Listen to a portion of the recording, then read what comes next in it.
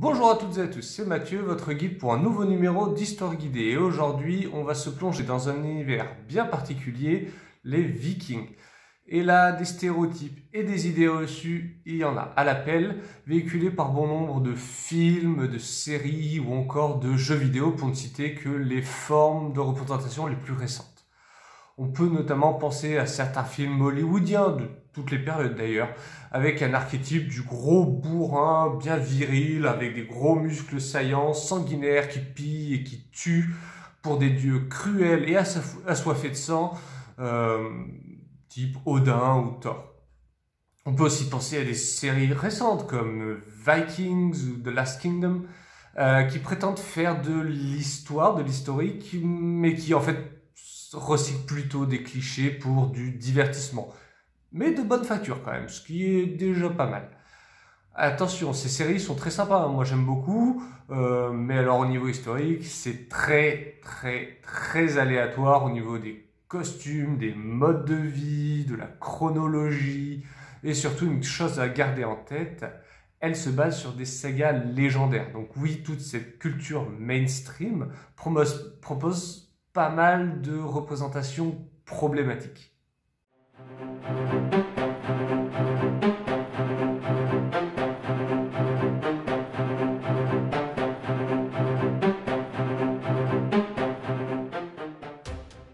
Mais en réalité, ces idées reçues sur ces barbares avides de sang, guerriers ultimes cherchant la mort pour aller au Valhalla, sont assez anciennes, assez datées, car les sources écrites principales sont très partiales et très orientées dans ce sens de virilisation. On a donc d'un côté des sagas légendaires écrites plusieurs siècles après les événements qui sont censés s'être produits, dans le but de glorifier quelques ancêtres ou d'apporter des explications plus ou moins fantasmées sur différents événements. De plus, quand ces récits sont rédigés, ils le sont par des auteurs qui sont depuis devenus chrétiens, et donc qui ont bien du mal à comprendre certaines coutumes païennes, ou qui sont nourris de récits bibliques et hagiographiques. Hagiographique, c'est récits de vie de saint, et qui donc s'inspirent de ces modèles, et sont pas du tout à la recherche de justesse historique, hein. Donc il est vraiment très difficile de démêler le vrai du faux. De l'autre côté, on a des chrétiens, notamment des clercs et des moines, qui écrivent des chroniques plus ou moins historiques. Le premier problème de ces chroniques, c'est que les auteurs écrivent non pas sur leurs contemporains, mais se basent sur des récits plus ou moins lointains et plus ou moins crédibles. De plus, comme pour les auteurs de sagas scandinaves, ils sont pétris des mêmes modèles de récits religieux. Ils sont donc modelés pour écrire exactement de la même manière. Et enfin, et ce n'est pas le moindre de défauts de ces chroniques, ces mêmes moines sont les principales cibles des attaques des Vikings, puisqu'ils vivent dans des monastères qui sont mal protégés, qui sont isolés, mais qui sont très riches, ce qui était une aubaine parfaite pour nos chers Scandinaves. Et comment dire ? Quand le petit moine, pas vraiment taillé pour la castagne, se retrouve face à une bande de guerriers armés jusqu'aux dents qui en veulent à sa richesse et à sa vie, bah ça lui fait bizarre. Ça lui fait bizarre et c'est un peu traumatisant pour lui. Donc, bah ce même moine ou ces mêmes moines, ils vont en faire des caisses. Pour ça, je vous conseille les sources des moines irlandais qui sont particulièrement fantasques, mais qui sont très imaginatives et très intéressante et amusante à lire a posteriori. Donc en résumé, le clerc chrétien qui écrit, il est terrifié. Il pense que c'est la colère divine, voire le début de l'apocalypse avec des hordes de serviteurs sataniques et sanguinaires. Donc est-ce que c'est fiable ? Eh ben en tout cas, c'est à prendre avec de très grosses pincettes. Il faut faire très attention avec ces textes qui doivent être corroborés, notamment avec les apports de l'archéologie. On va donc essayer de démêler ensemble cet écheveau et tenter d'apporter des réponses aux questions « Qu'est-ce qu'un viking ?» et « Qu'ont-ils fait pour marquer autant les esprits ?» Alors, première question, on les appelle comment nos Scandinaves? Vikings, on va voir que ça pose quand même pas mal de problèmes. Donc les Scandinaves, qu'ils soient danois, norvégiens ou suédois, ils se nomment eux-mêmes pas vikings. Ou alors bien après la période dite des Vikings. Non, en fait, Viking, ça vient du vieux norrois vikingr, et ça signifie celui qui participe à une expédition. Et encore, même pour ce mot-là, il existe plusieurs choix d'étymologie. C'est assez incertain. Est-ce que ça viendrait du vieil anglais wixing, qui veut dire pirate, piratage? Ou probablement plutôt, en tout cas c'est ce qu'on pense, ça viendrait plutôt du latin vicus, qui signifie le quartier commercial ou l'entrepôt. Donc c'est plutôt intéressant parce que ça nous donne deux pistes sur qu'est-ce qu'un viking. Est-ce que le viking c'est plutôt un pirate ou est-ce que c'est plutôt un marchand? Eh bien, sans doute un peu des deux en fait. Les autres sources, notamment Franck, parlent plutôt de Normands, c'est-à-dire de Normanni en latin. Littéralement, ça veut dire les hommes du Nord. On les nomme aussi parfois Danois, bien qu'ils puissent être aussi Norvégiens ou Suédois, ou encore plus péjorativement, on les appelle des pirates ou des païens. Les Irlandais, eux, parlent plutôt de Galles, c'est-à-dire d'étrangers, et les Byzantins les désigneront sous le nom de Russes ou de Vareg. Et Vareg, ça vient de Vara, qui signifie la marchandise. Ainsi, à l'Est, les hommes du Nord sont plutôt vus comme des marchands. On a donc une diversité de noms pour les acteurs d'un même phénomène, mais avec des préjugés un petit peu différents. Mais d'où viennent-ils? C'est qui ces hommes du Nord? Eh bien, en résumé, le viking, c'est celui qui part en expédition, on l'a dit. Donc c'est en premier lieu, en fait, un marchand qui va chercher à s'enrichir. Il s'enrichit pour essayer de renforcer ses liens en redistribuant de l'or à ses hommes, que ce soit sur place ou quand il revient à la maison. Et pour ça, tous les moyens d'enrichissement sont bons.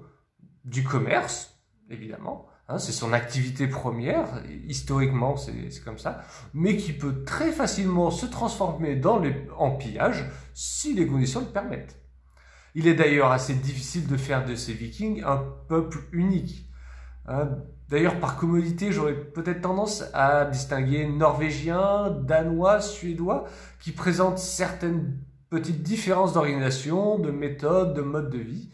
Mais pour autant, leurs adversaires, ne s'y trompez pas, ces Scandinaves ont une certaine unité, que ce soit dans leur organisation autour d'une famille élargie, responsable d'une terre qui est parfaitement administrée, relativement indépendant, sans centralisation au moins au départ. Et enfin, ces hommes du Nord possèdent une langue commune, le vieux norrois, qui a quand même quelques petites variations régionales. Autre lieu de mythe tenace sur nos amis venus du Nord, pourquoi diable sont-ils apparus soudainement pour faire peur à nos chétifs moines occidentaux?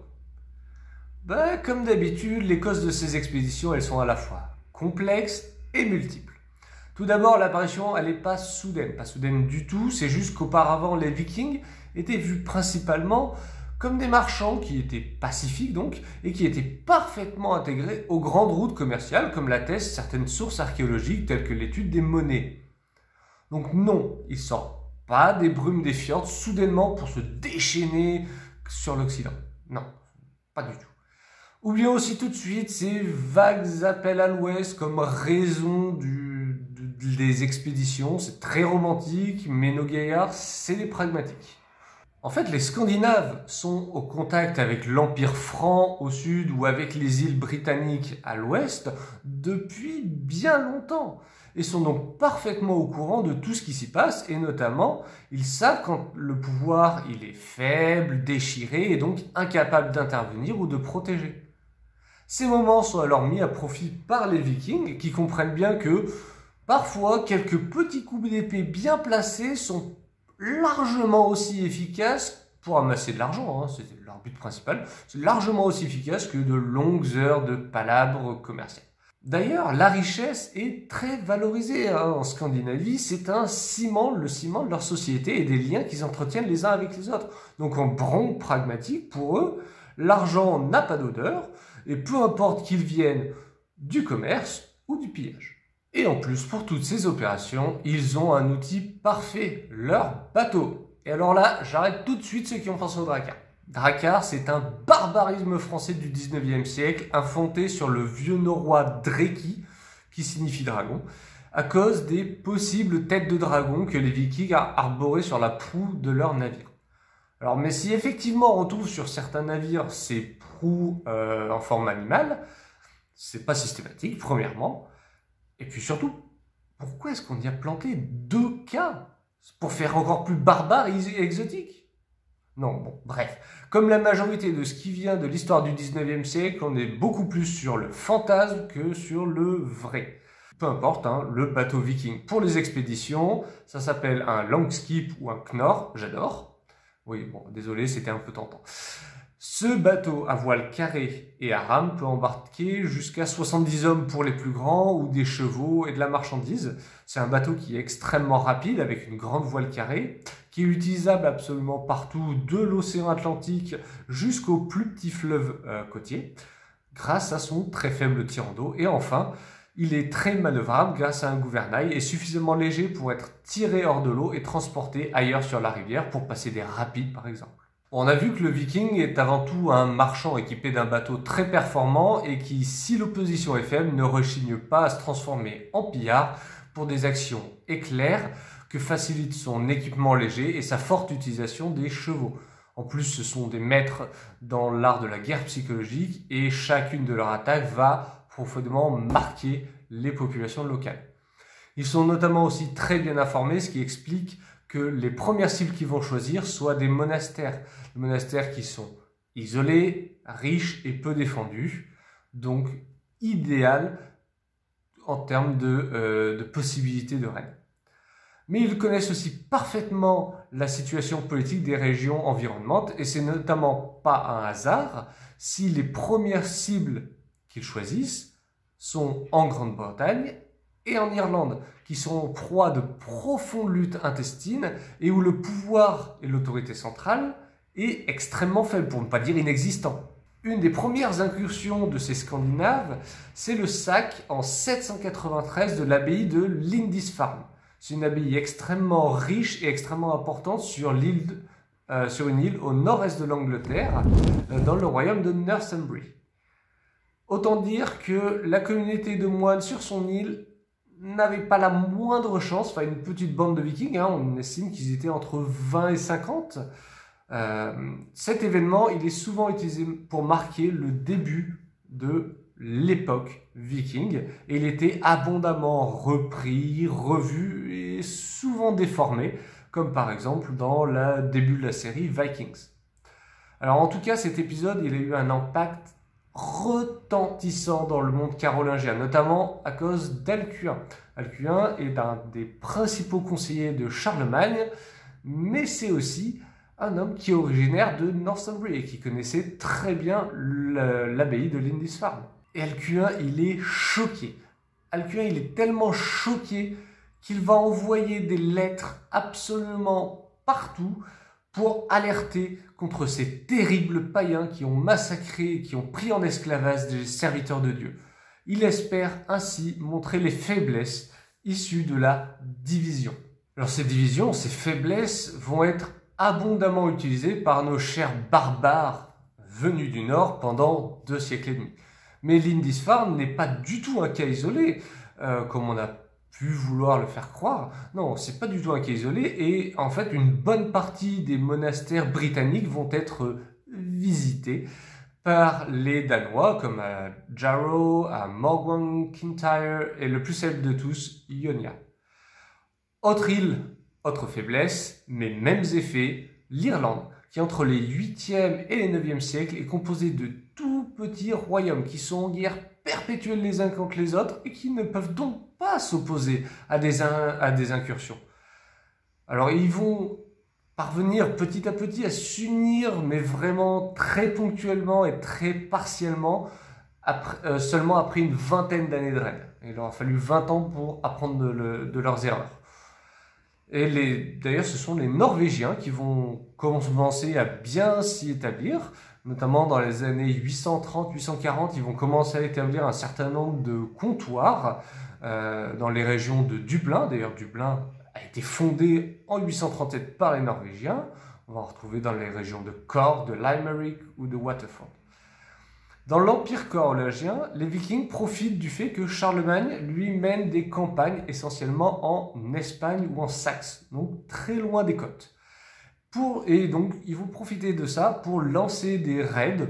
Alors, au début vraiment de faible envergure, hein. 20, 30, 40, 50, 100, une centaine de vikings au maximum au début. Parce que, en face, il n'y a pas de réelle armée pour les contrer. Et on va les retrouver donc partout, sur les côtes de la Frise. Alors la Frise, c'est le nord des Pays-Bas et de l'Allemagne actuelle. On va les retrouver dans le nord de la France, en Bretagne, un petit peu partout sur les côtes du nord de l'Empire carolingien. Puis avec les crises internes et les guerres violentes entre les successeurs de Charlemagne qui mobilisent toutes les ressources, les Vikings sont libres.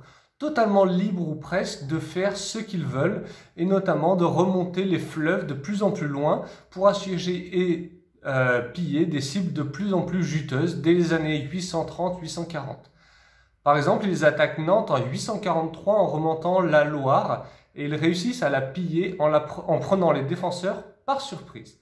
Ils débarquent de leur navire le jour de la fête de la Saint-Jean, alors que la garnison est relativement absente des murs et qu'une bonne partie de la ville assiste aux festivités et aux messes de la Saint-Jean. En plus, qui dit grande fête religieuse dit qu'il y a beaucoup de monde en ville et donc il y a un gros marché et donc énormément de richesses à se faire. Ils continueront d'ailleurs régulièrement à remonter la Loire. Mais le fleuve qu'ils affectionneront le plus, c'est la Seine. En remontant la Seine, on arrive assez facilement à Rouen, qui est une des plus grandes et des plus riches villes du royaume au Moyen-Âge. En plus, Rouen est entouré de très riches abbayes comme Jumièges ou Saint-Vendry. Donc on peut les mettre à sac en passant, ça mange pas de pain. Et puis en continuant un peu plus loin, les Vikings peuvent se présenter devant Paris. La ville est assiégée pour la première fois en 845 par des Danois menés par le chef semi-légendaire Ragnar Lodbrok. Aujourd'hui, Ragnar est devenu très célèbre. C'est le héros principal de la très populaire série Vikings, donc très connu. Mais au passage, vous savez ce que ça veut dire Ragnar Lodbrok? Ragnar Lodbrok, on nous présente comme le badass absolu. Ça veut dire Ragnar au bret longue, c'est-à-dire Ragnar au pantalon à poils longs. Oui, d'un coup, la légende en prend un coup, c'est moins badass quand même. Bon, revenons à Paris en 845. À cette époque, les défenses sont dans un très triste état. Il n'y a presque plus rien des murs antiques. En gros, la seule protection de la ville qui se concentre sur l'île de la Cité, c'est le fleuve. Ce qui est dommage parce que quand on est attaqué par des Vikings qui tirent leur avantage tactique des bateaux, ça sert pas à grand chose. Donc sans surprise, la ville est prise et mise à sac. Le bulletin est considérable. Les Danois peuvent rêver en plus aux abbayes alentours comme Saint-Denis, dont les richesses sont fabuleuses. Mais le roi de Francia occidentale, l'ancêtre de la France actuelle, Charles le Chauve, arrive avec son armée. Et on se dit que pour la bande de Vikings, ça va chauffer un peu. Mais Charles, il a le charisme d'une huître et il décide de négocier. Alors certes, ses soldats sont fatigués, mais surtout, ses soldats sont terrifiés devant l'ampleur du pillage. Mais s'il connaissait un tant soit peu son adversaire, il saurait que les hommes du Nord, qui sont assez légèrement équipés, sont très loin d'être à leur avantage dans une bataille rangée. Mais en fait, ils comptent surtout sur la rapidité et sur le choc psychologique. Et ça marche. Les soldats sont choqués, apeurés, ne veulent pas se battre. Il n'y aura pas de bataille. Donc par méconnaissance et par crainte, le roi négocie avec Ragnar qui accepte de se retirer en échange d'un Dangelt, c'est-à-dire littéralement ça signifie hors des Danois, et ce tribut est fixé à 7000 livres d'argent, ce qui est absolument prodigieux pour l'époque. En contrepartie, les Vikings doivent lever le siège et quitter la région. Oh ils sont pas mécontents, hein. Ragnar et ses hommes acceptent de très bon cœur puisqu'ils avaient à peu près fini de piller le coin et qu'ils peuvent maintenant repartir en toute impunité, piller d'autres régions. Et ce genre de Dangel, ce genre de tribu pour acheter le départ des Vikings va devenir une sorte de tradition qui est absolument tout bénef pour les Scandinaves qui sont un tantinet aventureux. Ils ont le choix, soit ils attaquent et ils pillent la ville, soit ils se font payer pour aller plutôt piller le voisin. Donc ils sont gagnants à tous les coups et ainsi assiéger certaines villes deviendra une sorte de tradition comme Paris qui va être assiégée encore 3 fois par les Vikings en 856, en 861 et en 885. Alors cette période qui s'étend de la fin du 8e siècle au milieu du 9e siècle, c'est un tournant pour les Vikings. Ils réalisent encore mieux à quel point leurs raids sont profitables, rapportent énormément, d'autant que l'Occident totalement divisé ne peut opposer aucune résistance sérieuse et ne peut que regarder et constater les pillages ou payer pour tenter de les éviter. Autant dire que dans ce contexte, les hommes du Nord, ils auraient tort de se priver de continuer, voire d'amplifier encore ce phénomène qui va devenir une des principales plaies pour toute la chrétienté, depuis la Russie jusqu'à l'Espagne. Ainsi, dans les temps qui vont suivre, les raids vont s'intensifier, mais aussi vont se doubler de tentatives réelles d'établissement, que ce soit par la colonisation de nouvelles terres, par la conquête ou par l'assimilation au sein de peuples existants. Mais ça, c'est une autre histoire que nous verrons dans un prochain numéro. Voilà pour cet épisode d'une mini-série consacrée aux Vikings. Je vous remercie d'avoir suivi cette vidéo jusqu'au bout et j'espère avoir pu vous divertir ou vous avoir appris 2-3 petites choses. Je vous souhaite à toutes et à tous une excellente journée. Portez-vous bien. Bye!